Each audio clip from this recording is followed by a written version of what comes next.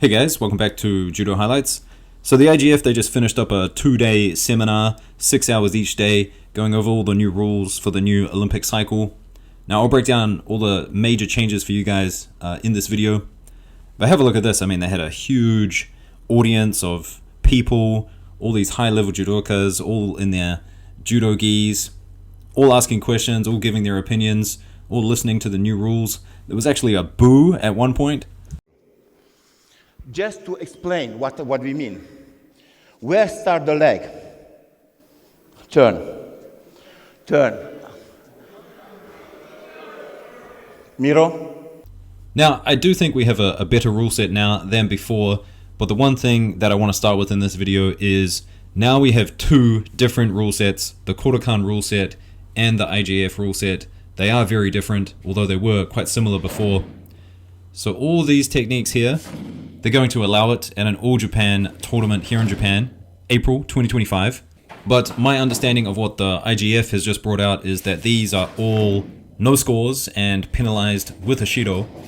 But anyway, I'll just play you a segment from the seminar explaining this decision. Now, can you boom? Until now, what was allowed? It was here, here, here. This was allowed. In the moment was the grip here, it was clear that is on the belt. This was Shido, correct? However, if I catch the trousers here by Tsurigoshi, for example, it was Shido. In case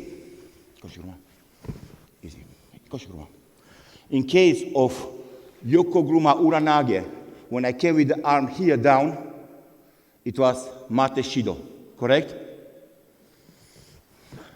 In some cases of Ouchigari, Kouchigari, stay. Going here down, here, and then the hand was going down. Sorry, Brian.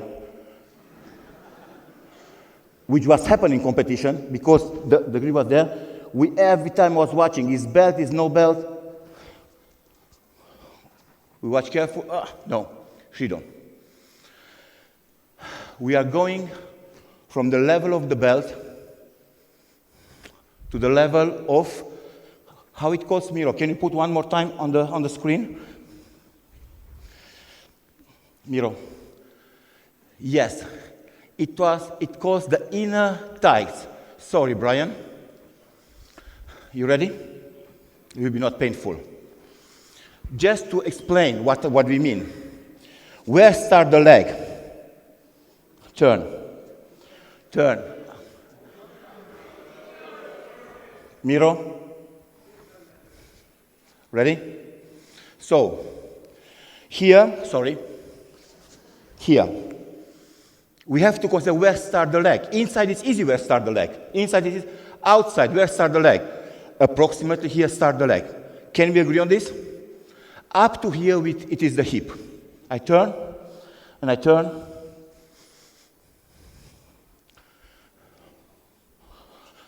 Hold on this. Okay? Now, what happens is that the grip from here change up here. Okay? So, for example, in Tsurigoshi, Gadaule, I come here, now I can do it. Okay? Now I can do it. I go here for Ouchigari. However the hand goes down, I can do it. Okay? This is Shido. Kouchigari with my new hip. Catching. This is Shido. Can we agree on this? We already have very good adaptation of Kouchi Makikomi and Katagruma using the grips. Now it's okay. Hold on, hold the belt. In the past, gripping the jacket here was allowed. But here gripping the jacket, however, was Shido. Not anymore. Okay? So that means if I go backward from here, however, coming here, this is still a valid grip. Opposite, to this. Can we agree on this? Can we agree? No. Also, Mark, thank you very much. We say also hooking, no. No. Hooking, no. No. Hooking, sorry, Brian. So much. No. What? It was Mark Huitzinger, not me. Clear for everybody? Clear? So please, under this, no. This is where we consider that the legs start. So we give now a nice pace. We don't have to be so careful. We can continue our judo. It's allowed.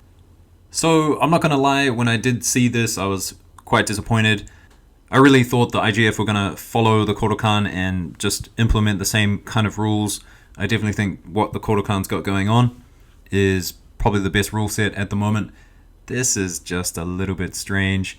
And I really don't like the hooking rule, because now we're not going to see suinage or teguruma. And the reality of the situation is that nobody really wants to grab around the hip area. I mean, sometimes you make a mistake and you go slightly below the belt, which is fine. But when you want to throw someone with a throw attacking the legs, you kind of want to be looking for the thigh, the knee, somewhere lower, even around the calf, the ankle. So that was probably the biggest rule change, although there are some other quite big rule changes that I'll talk about now. So they're going to bring back Yuko, and here's Daniel explaining the difference between Yuko and Wazari. Perfect. 90 degrees. Yuko. Go to the back, completely on the back. Of course, including speed, including power, including control. On the back, large on the back, this is ippon. Just stand a little bit up. Here, start Wazari. Go, Wazari, Wazari, stop. Here is Wazari.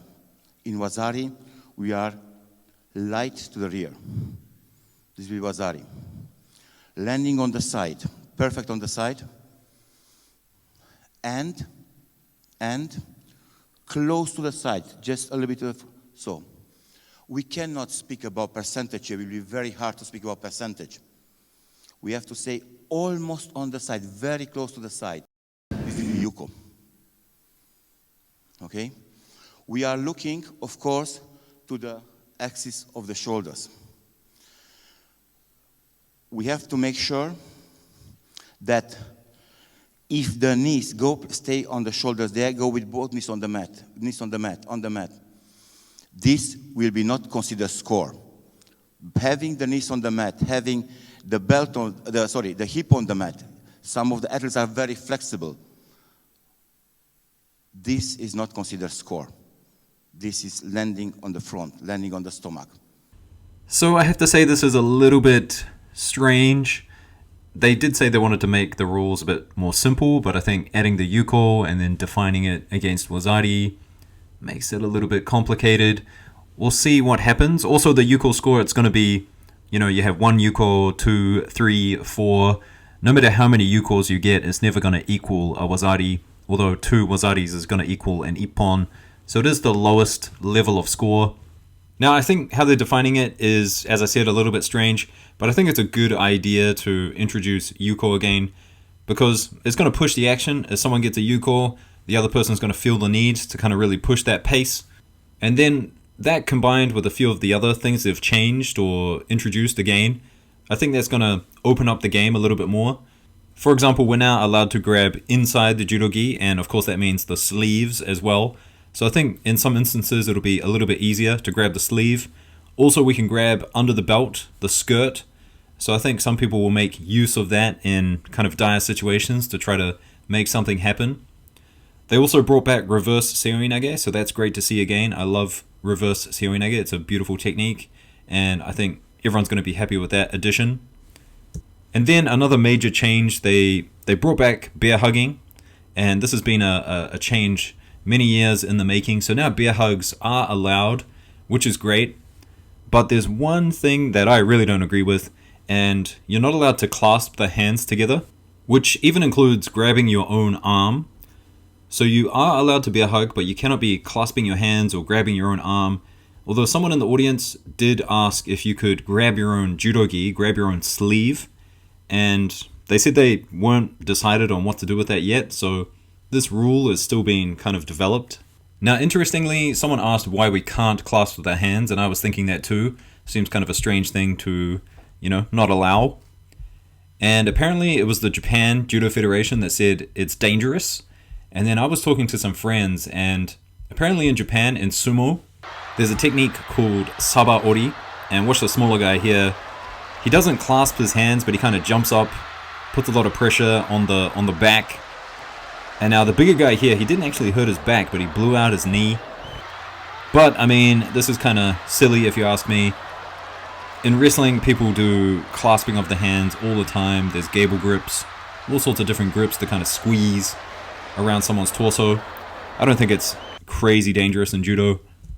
But it's good to have bear hugs back. I think we'll see more people go for it. It'll be more exciting. I'm really excited about that. Also, they reversed the head diving rule, so now you are allowed to use your head if you're attacking. Still, bridging, defending, that's going to be an ippon, so I like that rule. That's good if you ask me. Now, going back to the whole Yuko Wazari thing, 5 seconds in the newaza, that's going to be Yuko. And then, of course, landing on the buttocks, putting your elbows or hands down, that's also going to result in a Yuko as well. But they did say they're going to kind of use the torso, and whether you're kind of towards the back or kind of sitting forward as to whether they consider it a Yuko or a no score. I think there's going to be some interesting decisions about Yuko later on, but as I said, it's the lowest level of score, and overall I think we've got some positive changes.